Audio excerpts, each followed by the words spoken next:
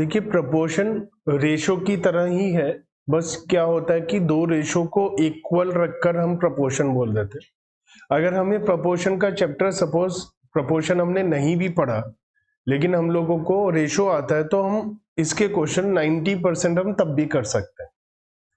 बस इसकी जो कुछ प्रॉपर्टीज है जो हम पढ़ेंगे, उसके अलावा सारे क्वेश्चंस बिना प्रपोर्शन को ज्यादा समझे भी आप कर सकते हैं। लेकिन अगर हम प्रोपोर्शन को समझते हैं तो थोड़ा और इजी हो जाता है और टाइम कम लगता है हमें रेशो के क्वेश्चंस करने के लिए। If the income of the man is increased in the given ratio and if the increase in his income is given, then to find out his new income proportion problem is used। ये कह रहे हैं suppose हमें बता रखा है किसी की इनकम कितनी है, अब बढ़कर कितनी हो गई है, तो वहां प्रोपोर्शन का यूज होता है। लेकिन बिना प्रोपोर्शन के भी हम ऐसे क्वेश्चंस रेशो में कर चुके हैं।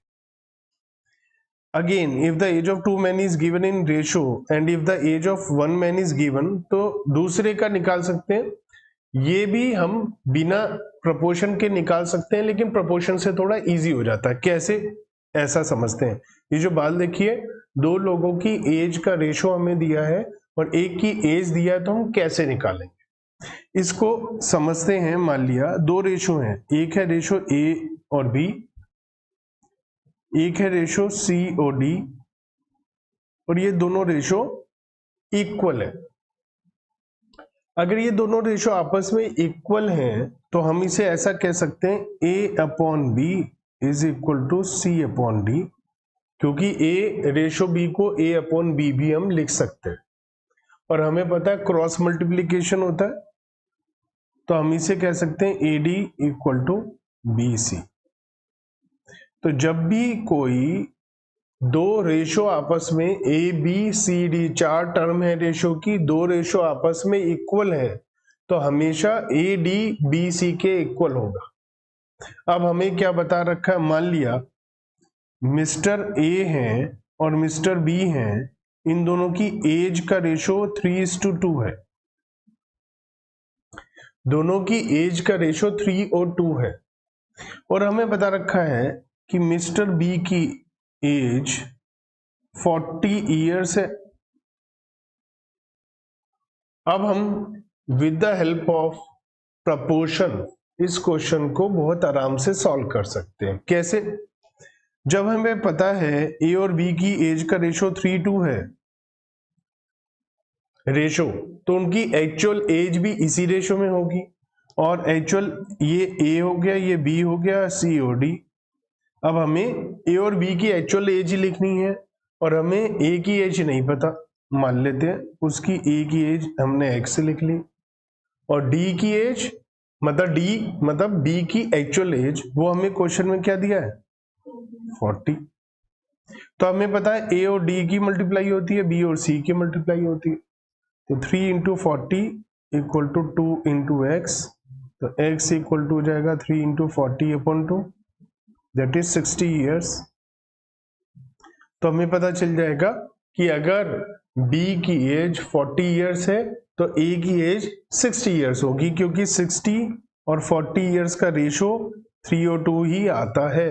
पहले 10 से डिवाइड होगा, फिर 2 से डिवाइड हो जाएगा, या सीधा आप 20 से डिवाइड कर सकते हैं, 3:2 ही रेशो आएगा।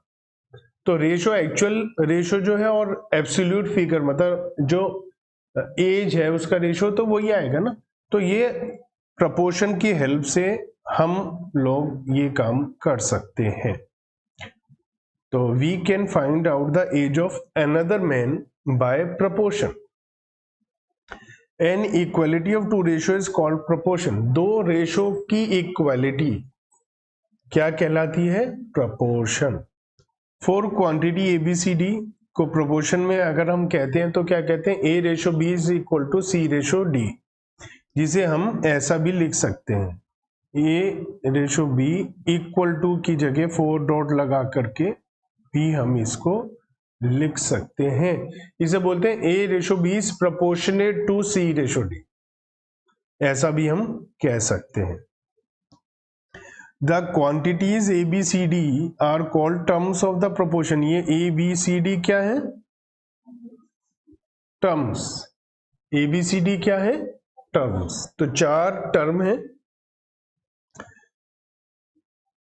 और इन्हें first, second, third, fourth term बोलते हैं। तो ए क्या हो गई फर्स्ट टर्म, बी क्या हो गया सेकंड टर्म, सी क्या हो गया थर्ड टर्म और डी क्या हो गया फोर्थ टर्म। तो हमारे 4 टर्म होते हैं। First and fourth terms are called extreme terms. Extreme मतलब कोने वाले, तो ये दोनों क्या हैं एक्सट्रीम टर्म्स, तो इन्हें एक्सट्रीम टर्म्स हम बोलते हैं। और जो बीच वाले दोनों हैं तो एक्सट्रीम टर्म्स कौन से हो गए फर्स्ट और लास्ट, और जो मिडिल टर्म्स हैं बी और सी इसे मीन टर्म्स या मिडिल टर्म्स बोलते। तो जो सेकंड और थर्ड टर्म है ये दोनों क्या है मिडिल टर्म्स या मीन टर्म्स है। तो सेकंड और थर्ड को क्या बोलते हैं हम मिडिल टर्म्स या मीन टर्म्स। तो यहां पर ए बी किसके इक्वल है सी और डी के, तो यहां पर डी क्या है यहां पर फोर्थ प्रोपोर्शनल, जो प्रोपोर्शनल है फोर्थ क्या है डी, फर्स्ट क्या है ए, बी क्या है सेकंड, सी क्या है थर्ड। तो हम इसको A D equal to B C कहते हैं। ये सबको अच्छे से पता चला। इसे और क्या कह सकते हैं product of extreme terms equal to product of mean terms. ठीक है, अभी अभी हमने जो एज निकाली थी उसमें यही तो किया था। इनका एज का रेशो 3:2 था, एक की एज दी थी तो हमने क्या करा दूसरे की एक्स मान ली, एक्सट्रीम टर्म्स और मिडिल टर्म्स की मल्टीप्लाई कर दी, ऐसे ही तो किया था हमने। इसे क्या बोलते हैं हम लोग, इसे हम बोलते हैं क्रॉस प्रोडक्ट रूल। इसे हम क्या बोल देते हैं क्रॉस प्रोडक्ट रूल। तो क्रॉस प्रोडक्ट रूल का मतलब होता है कि हम लोग क्रॉस मल्टीप्लाई करते हैं जब भी इक्वल टू के बाद में हमें वैल्यूज दे रखी होती है। अब हम थोड़ा सा और आगे बढ़ते हैं और अगर सपोज हमें केवल 3 क्वांटिटी दी हुई है, 3 क्वांटिटीज दी हैं A B C of the same kind are said to be continuous proportion. अगर 3 एक जैसी क्वांटिटी है और उनका हमें रेशो निकालना है तो ए और बी का रेशो, बी और सी का, है ना। तो यहां पर क्या हो गया एक्सट्रीम टर्म्स की मल्टीप्लाई होगी और यहां मिडल की होगी, तो क्या हो जाएगा बी स्क्वायर इक्वल टू या बी इक्वल टू। तो जरूरी नहीं है कि ए बी और बाद में सी डी ही आए, यहां पर बी दोनों का सेंस है दोनों सेम वैल्यू, ठीक है, बी मिडल है और दोनों में सेम वैल्यू हो। तो ए बी अगर बी सी रेशो के इक्वल है तो बी स्क्वायर इक्वल टू क्या हो जाएगा a c. If a B c are in continuous proportion then the b is called the mean proportionate, और इसके हिसाब से सी थर्ड हो जाएगा। तो यहां पर ए बी किसके इक्वल है बी सी, ये क्या है फर्स्ट, ये क्या है सेकंड और ये क्या है थर्ड। बात समझ में आती है। तो यहां पर आपको ये बात ध्यान रखनी, बी मीन प्रोपोर्शन है और ए और सी एक्सट्रीम है। Where 3 or more numbers are so related that the ratio of the first to the second to the third to fourth और are equal। कैसे ए बी का रेशो सी डी के equal है, इसका ई एफ के equal है, ऐसा चल रहा है। तो ये क्या कहा जाता है इन्हें कंटिन्यूड प्रोपोर्शन। क्या बोला जाता है इनको कंटिन्यूड प्रोपोर्शन। तो x upon y, y upon z, z upon w is equal when x y z P Q जो फर्स्ट, ये सब हमारे कंटिन्यूड प्रोपोर्शन में। If a ratio is equal to the reciprocal of another then it is inverse और reciprocal proportion. हमें पता 5/4 है, इसको रेसिप्रोकल कर दो या इनवर्स कर दो तो क्या हो जाएगा 4/5। रिवर्स कर देंगे और इन दोनों को प्रोडक्ट करेंगे तो क्या आएगा 1। तो अगर हमारा ये बोल रखा है ए और बी जो रेशो होता है वो, देखो अब यहां क्या ध्यान रखना है, ये दोनों सेम यूनिट के होने चाहिए और ये दोनों सेम यूनिट के होने चाहिए।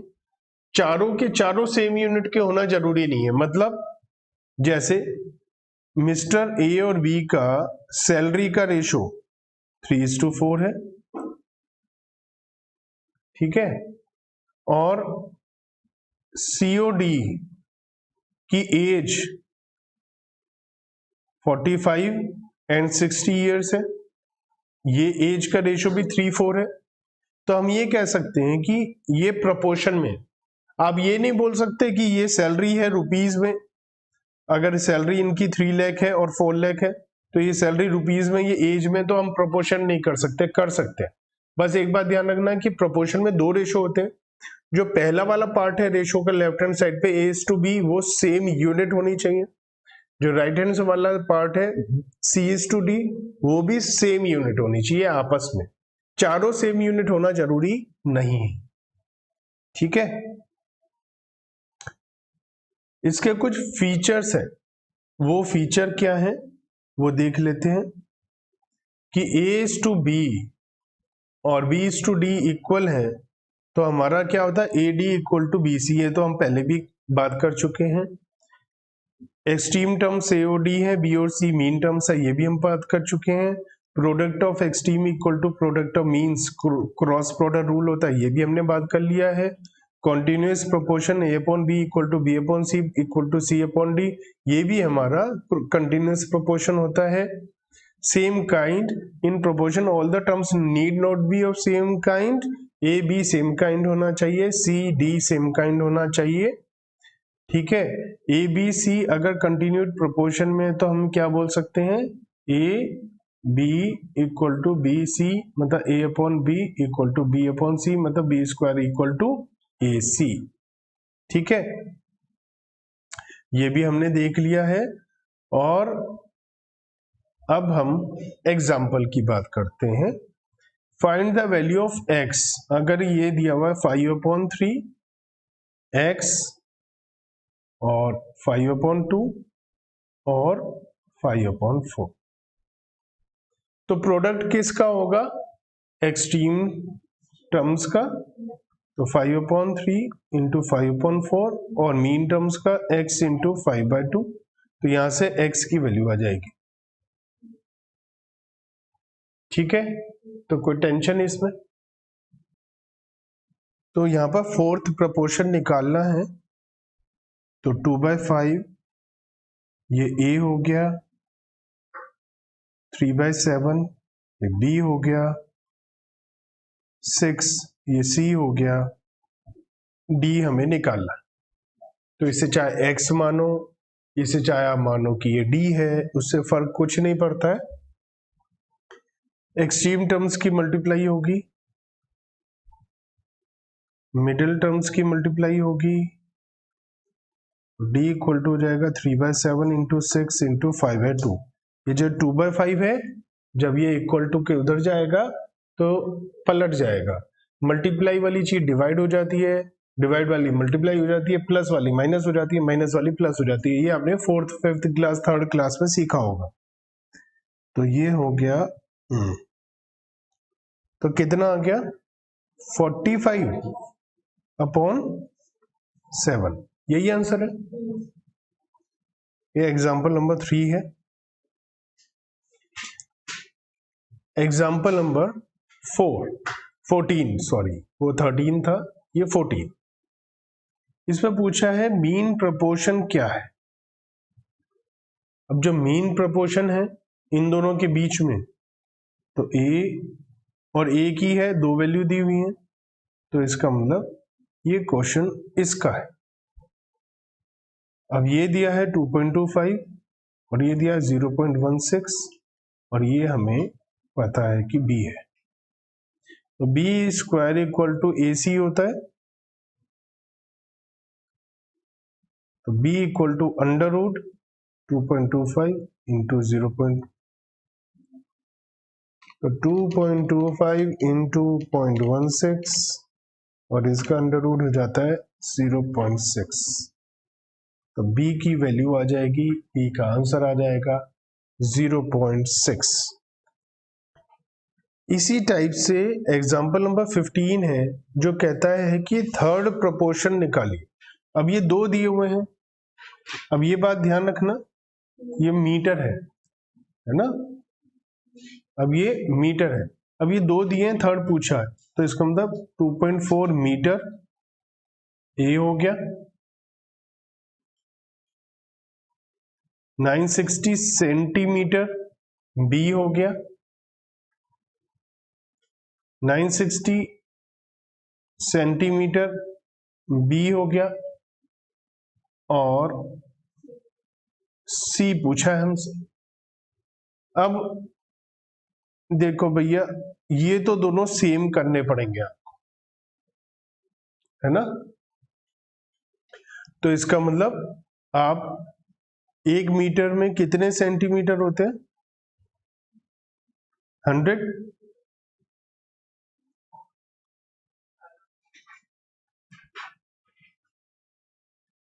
तो ये हो जाएगा कितना, 2.4 इंटू 100 कितना होता है, 240, 2.4 इंटू 100 240,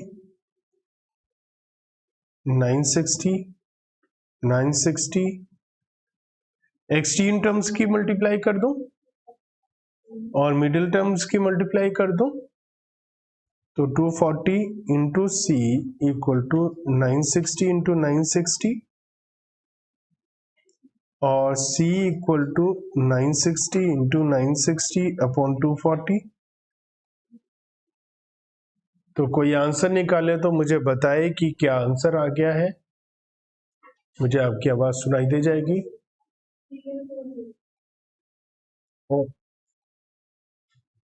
3840,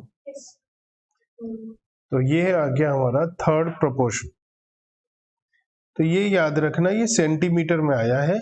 क्यों आज सेंटीमीटर में आया है, क्योंकि मैंने यहाँ 960 सेंटीमीटर में और BC का रेशो आ रहा है। अगर मैं 960 की जगह 9.6 लिख देता मीटर, तो ये भी आंसर मीटर में आ जाता। क्वेश्चन नंबर 44 में पूछा क्या है, वैल्यू निकालिए। अब यहाँ पर A B C और D हो गया, हमें पता है AD इक्वल टू BC होता है, तो 10/3 into 5/4 equal to x into 5/2। x की वैल्यू निकालनी है तो 10/3 इंटू 5/4 इंटू 2/5 कितना आ गया, 5/3। क्वेश्चन नंबर 45, फोर्थ प्रोपोर्शनल निकालना है, तो ये A B C और D, तो A और D 2/3 into D equal to B और C, B हो जाएगा 3/7 इंटू 4 इंटू 3/2। कितना आंसर आया, 18/7। तो ये D की वैल्यू आ गई। हमें बस AD इक्वल टू BC पता है, तो हम सब कुछ आराम से निकाल पा रहे हैं। क्वेश्चन नंबर 46, ये सब ने कर लिया, साथ साथ कर रहे हैं ना आप लोग। क्वेश्चन नंबर 46, मीन प्रोपोर्शनल निकालना है, मतलब ये A है, ये C है और B निकालना है, तो B equal to under root AC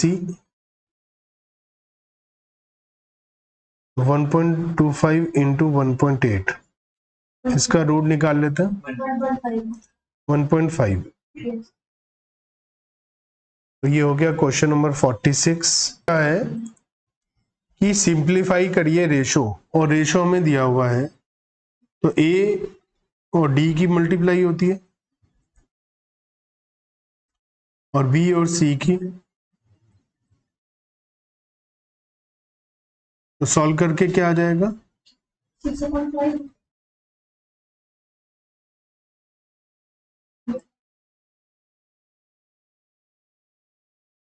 1 upon x equal to 5/6 और x इक्वल टू 6/5। तो x की वैल्यू आ गई 6/5। अब हम इसको रेशो को चाहें तो ठीक करके भी लिख सकते हैं, x की वैल्यू पुट कर सकते हैं या 1/x की वैल्यू डायरेक्टली पुट कर सकते हैं। और जो 4 ऑप्शन होंगे एग्जाम में उसमें क्या दिया उस हिसाब से हम सेलेक्ट कर लेंगे करेक्ट ऑप्शन को। बी पार्ट में हमसे पूछा है x की वैल्यू बताइए। अगेन ए और डी और बी और सी की मल्टीप्लाई होगी, तो 5/2 into X B C equal to A D.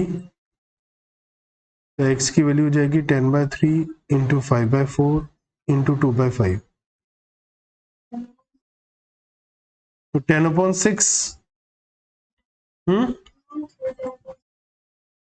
मतलब 5/3।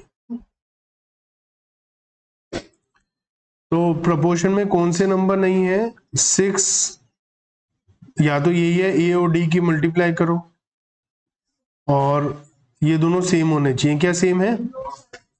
इसका मतलब ये प्रोपोर्शन में नहीं है। बाकी आप चेक कर सकते हो 7:1:2 1:2 का रेशियो है, सब प्रोपोर्शन में है। ये आंसर है जो प्रोपोर्शन में नहीं है, तो गो बाय चांस करके चेक कर लिया और हमें पता चल गया कौन सा आंसर प्रोपोर्शन में नहीं है।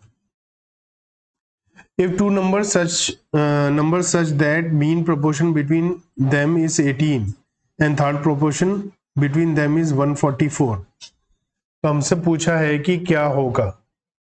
मीन प्रोपोर्शन पूछा है हमसे। मीन प्रोपोर्शन का फॉर्मूला क्या होता है?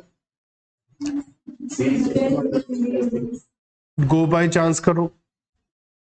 9 और 36, क्या ये 18 आ रहा है? चेक करिए।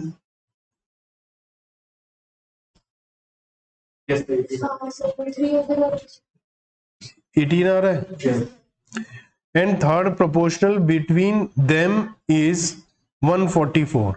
ये कह रखे थर्ड प्रोपोर्शनल मतलब 9, 36 और 144 है। तो चेक करो 36 का स्क्वायर क्या 9 और 144 के इक्वल होता है?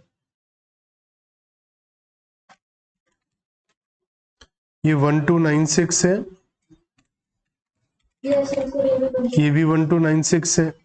इसका मतलब हमारा आंसर ए है, दोनों सेटिस्फाई हो रही है। बाकी में भी मैं चेक कराकर दिखा देता हूं कि ये सेटिस्फाई नहीं हो रही होगी। जैसे 8 इंटू 32 का अंडर रूट निकालिए,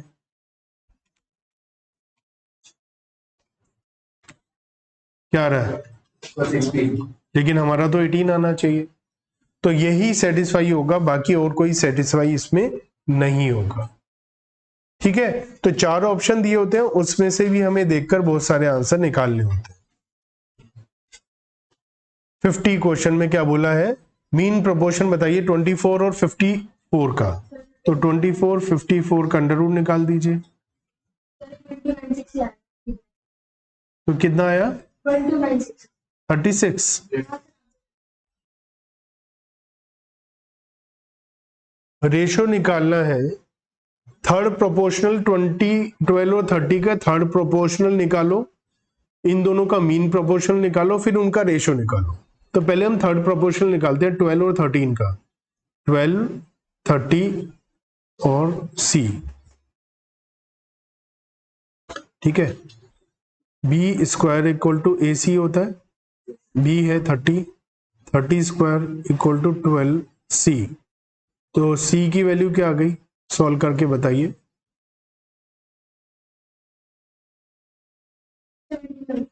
75। इसमें कोई डाउट?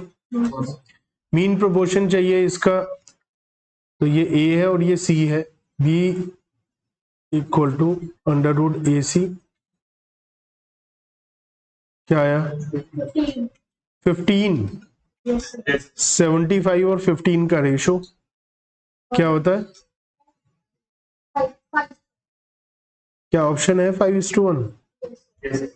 बी, तो हमारा आंसर बी आ जाएगा।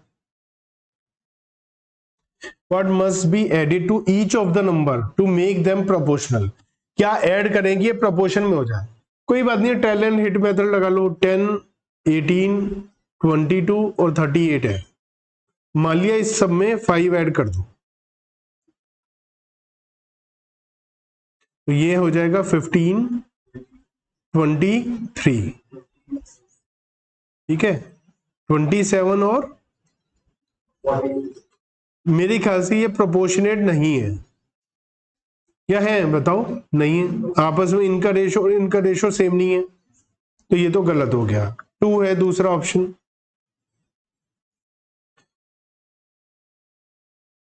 तो ये हो जाएगा 12 और ये हो जाएगा 20, 24 और 40।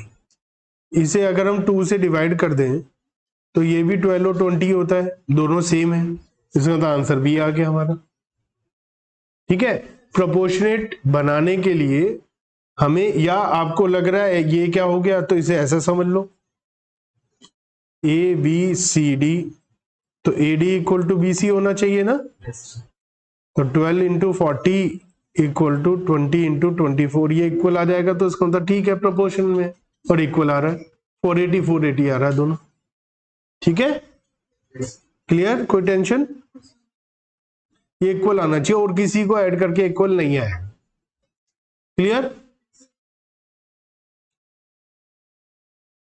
53, ये प्रोपोर्शन में x की वैल्यू चाहिए, वही a D equal to B c, same वही, a D equal to b और सी, तो 1/x equal to 1/3 into 1/5 into 2, x की वैल्यू क्या हो गई?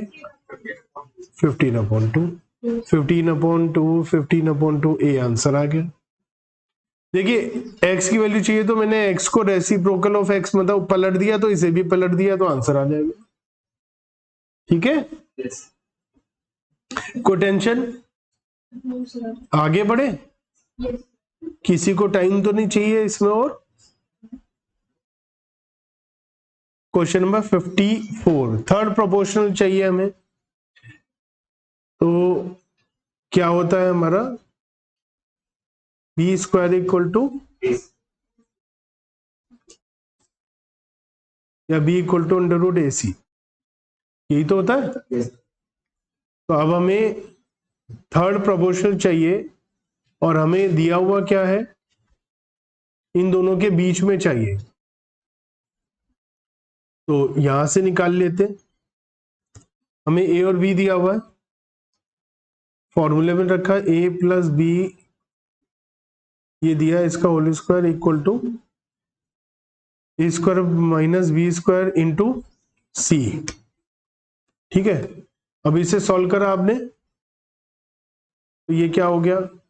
आंसर हमारा क्या आ रहा है? ये हो गया ए प्लस बी की पावर 4 इक्वल टू सी, यही तो निकालना, divide by A square minus B square को क्या लिख सकता हूं? ए प्लस बी, तो एक कट हो जाएगा ये, तो ये क्या बचेगा? तो आंसर क्या आ गया? C equal to a plus B की power 3 upon a minus b, ये दिया हुआ है। अगर ये दिया होता पहले ही पावर 4 वाला, तो वो हम देख लेते, जो आंसर में 4 ऑप्शन में से दिया है, एक वो चूज करना होता है हमें, Yes. ठीक है।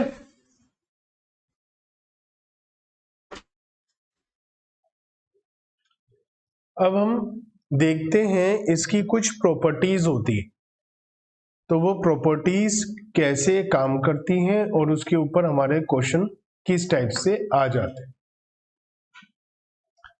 जैसे लिखा है कि हमारा जो रेशो होता है, हमें पता है कि हमारा रेशो होता है, प्रोपोर्शन होता है, जनरली हम लिखते हैं a is to b is proportionate to c is to d, ठीक है। मान लेते हैं एक वैल्यू ऐसे ही 1:2 का रेशो है, किसके इक्वल? 5 और 10 के, तो दोनों सेम ही तो है, 1:2 और 5:10 एक ही बात है। इनवर्टेंडो प्रॉपर्टी कहती है कि हम ए और बी और सी और डी की जगह को आपस में एक्सचेंज कर दें तो भी वो प्रोपोर्शनेट ही रहता है। चेक करके देखते हैं, इन दोनों का एक्सचेंज कर दें तो ये क्या हो गया और ये क्या हो गया, ये भी तो प्रोपोर्शनेट। अरे जब 1:2 और 5:10 है तो उसे 2:1 और 10:5 भी तो प्रोपोर्शनेट ही होंगे। तो ये तो एक सिंपल सी बात आ गई समझ में, लेकिन इसका नाम याद रखना है कि इस प्रॉपर्टी को हम इनवर्टेंडो बोलते हैं। एग्जाम में ऑप्शन में आ जाएगा व्हाट इज द इनवर्टेंडो, क्या है, 4 ऑप्शन है। तो एक ऑप्शन है आपका ये,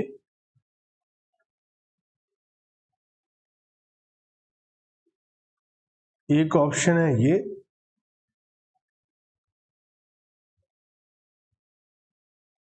एक ऑप्शन है ये, और एक है नन ऑफ दीज। तो कौन सा आंसर आएगा आपका, सी, क्योंकि सी ही यहां पर ठीक आंसर है। तो ये अब आपको पता होना चाहिए ना कि इन्वर्टेंडो का मतलब क्या है और कौन सा ऑप्शन होगा वो। ए और सी ये तो दूसरे वाले को पकड़ के ले आया, दूसरा मतलब दूसरी जो है टीम के प्लेयर को अपनी टीम में ले लिया। जैसे बीजेपी के कांग्रेस, कांग्रेस के बीजेपी में जाते हैं, ये तो वो वाला हिसाब हो गया। तो इसने सी को अपने पास बुला लिया, बी को वहां भेज दिया। तो इसे बोलते हैं अल्टरनेंडो, अल्टरनेंडो। तो अब इसमें कैसे काम करता है ये, हम इसे भी समझ लेते हैं भाई ये कैसे काम करता है और ये ठीक भी है या नहीं। तो ए और सी का रेशो बी और डी के रेशो के इक्वल होना चाहिए। क्या इक्वल है? बिल्कुल है। 1:5 और 2:10 भी तो 1:5 होगा, 2 से डिवाइड कर दोगे तो ये भी तो 1:5 है। तो ये तो सेम आ रहा है, इसका मतलब ये बात ठीक है। लेकिन इसे बोलते क्या है, इसे ऑल्टरनेंडो बोलते हैं, ये आपको ध्यान रखना है। ठीक है, बी और सी की जगह को रिप्लेस किया। यहां क्या हुआ, ए और बी, सी और डी, यहां चारों ने आपस में जगह बदली थी। यहां केवल बी और सी ने जगह बदली आपस में। ठीक है, इन्वर्टेंडो में चारों ने जगह बदली थी, यहां पर केवल 2 ने जगह बदली है, बी और सी ने। अब नेक्स्ट पर आते हैं, ए प्लस बी, ए प्लस बी का मतलब 1+2 और बी ये इक्वल है सी प्लस डी और डी के। तो यहां हो गया 3:2 और ये हो गया 15:10। 15:10 का रेशो भी 3:2 ही आता है। तो ये भी ठीक है बात, लेकिन इसका नाम क्या है, इसका नाम है कंपोनेंडो, कंपोनेंडो। तो ये बात आपको पता होनी चाहिए कि इसे हम कंपोनेंडो बोलते हैं। नेक्स्ट अगर हम जाएं तो यहां पर बजाय प्लस के माइनस हो रहा है, उसके लिए मुझे थोड़ा सा इसको रेशो को चेंज करना पड़ेगा। मान लिया 3:2 है और 15:10 है। तो ये कह रहे हैं a माइनस बी और 15 माइनस 10:10। तो ये क्या हो गया, और ये क्या हो गया 5:10। ये भी तो 1:2 ही है, तो ये बात भी ठीक हो गई। इसको बोलते हैं हम डिविडेंडो, इसको हम बोलते हैं डिविडेंडो।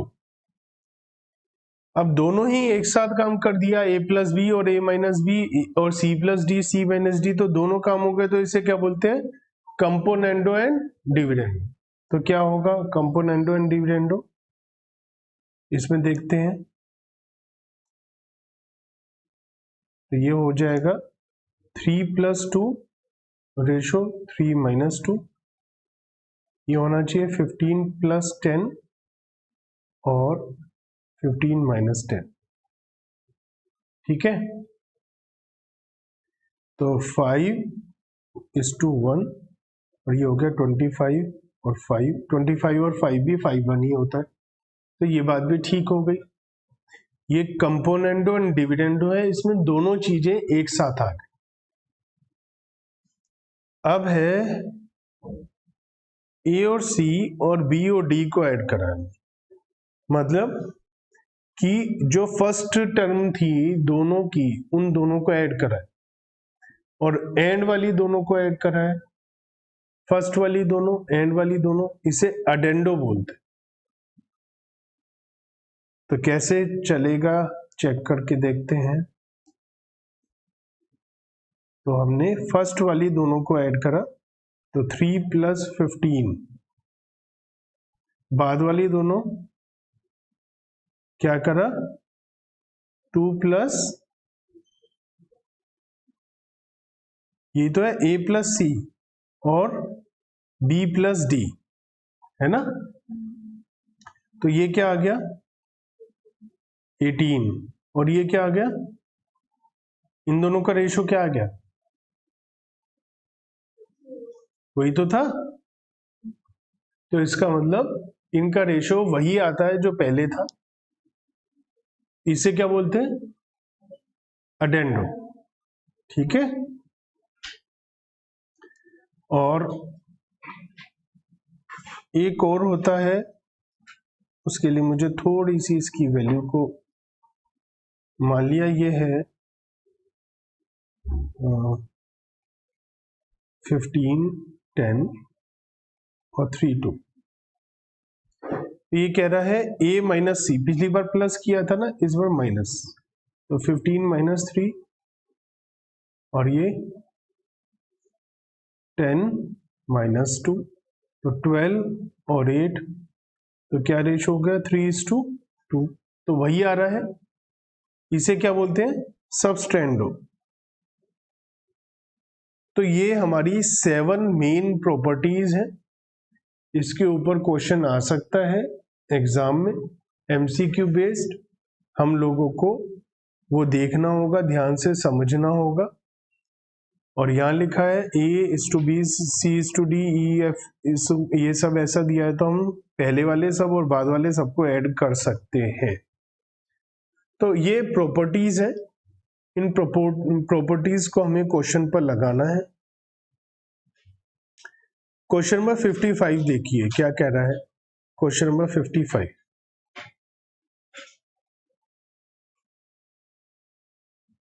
ये कह रहा है x/y = z/w है। अब हमने क्या करा, y/x कर दिया और क्या कर दिया, w/z कर दिया। तो a की जगह b और b की जगह a और c की जगह d और d की जगह c। तो ये कौन सा हमने चेंज करा है, तो ये फर्स्ट वाला हो गया इन्वर्टेंडो, तो हमारा आंसर क्या हो गया डी। तो ऐसे क्वेश्चंस होंगे, इनको हमें करना होगा। क्वेश्चन नंबर 56, यहां पर बोला जा रहा है कि पी क्यू और आर एस, इसको अगर हम पी आर और क्यू एस लिखें, मतलब इनको और इनको आपस में करा है, तो याद करिए ये कौन सी थी, याद करिए कैरेक्टरिस्टिक में हम क्या पढ़ रहे थे, ये था ऑल्टरेंडो। चेक कर सकते हैं आप, हमने ये पढ़ा था A B proportionate to C D, इसको A:C और B:D लिख सकते हैं, ये ऑल्टरेंडो होता है। चलिए आते हैं 57 पर। 57 में लिखा है P/Q is 7, ठीक है, तो P प्लस क्यू और P माइनस क्यू ये किसके इक्वल होगा? तो इसको हम क्या लिख सकते हैं? P plus Q is equal to 7:1। अब P प्लस क्यू और P माइनस क्यू की वैल्यू निकालनी है, तो इसमें तो कुछ भी नहीं है, P plus Q upon P minus Q, तो 7 + 1 अपॉन 7 - 1, 8/6 मीन्स 4/3। तो ये हमें ए पार्ट में दिया हुआ है। नेक्स्ट हमें दे रखा है A is to B equal to C is to D, और इसकी वैल्यू भी हमें दे रखी है, क्या? 2.5 is to 1.5। What are the values of AD is to BC और A plus C is to B plus D? तो इसको ये लिख सकते हैं, A is to B equal to 2.5 is to 1.5, C is to D equal to 2.5 is to 1.5, मतलब A और C की वैल्यू 2.5, B और D की वैल्यू 1.5। हमसे कहा है AD और BC का क्या रेशो होगा? A का मतलब 2.5 और D का मतलब 1.5, B का मतलब 1.5 और C का मतलब 2.5। तो इसका मतलब ये दोनों सेम है, तो 1:1। दूसरा पूछा है A plus C। A plus C मतलब 2.5 प्लस 2.5, क्योंकि A और C दोनों की वैल्यू 2.5 है, और B प्लस D मतलब 1.5 प्लस 1.5, तो 5:3। तो आंसर आ गया C, क्योंकि इसमें 1:1 पहला आंसर और 5:3 दूसरा आंसर दिया हुआ है। Question number 59, A/B equal to C/D है। अगर इसे हम B/A और D/C करें तो इस प्रोसेस को क्या बोलते हैं? हमें पता है कि इस प्रोसेस को क्या बोला जाता है, जल्दी से बताइए। ये होता है इन्वर्टेंडो। तो इन्वर्टेंडो हमें ऑप्शन में नहीं दिया हुआ, अगर ऑप्शन में नहीं दिया इसका मतलब इसका आंसर है D, none of these. A/B equal to C/D equal to A minus C और B माइनस D। तो हमने क्या पढ़ा था कि यहां पर अगर ये माइनस कर देंगे तो प्लस कर देंगे तो अडेंडो होता है, और माइनस करते हैं तो सब्सटेंडो होता है। इसका मतलब 60 का ए आंसर है हमारा सब्सटेंडो। P/Q और RS ये दिया है। अब P प्लस Q किया है upon P minus Q equal to R plus S और IR माइनस S। तो इस प्रोसेस को क्या बोलेंगे? एक बार हमने क्या करा है, प्लस किया है, और एक बार हमने माइनस किया है, और उसी को किया है तो कंपोनेंडो भी है, डिविडेंडो भी है। तो answer is C, componendo and dividendo. 62, x/y और divide y equal to W/P। तो x माइनस वाई, तो हमने क्या करा है, इसे डिविडेंडो कंपोनेंडो है, लेकिन ये ऑप्शन में नहीं है, तो इसका मतलब ये क्या है, डी। तो इस टाइप के क्वेश्चंस हमारे पास आ सकते हैं, हमें इन सब पॉइंट्स को ध्यान रखना है। कौन कौन से हैं? अभी हमने जो लास्ट करा था उसमें पहले ही और ये बाद में दिया था, डिविडेंडो एंड कंपोनेंडो, लेकिन ऑप्शन में नहीं था।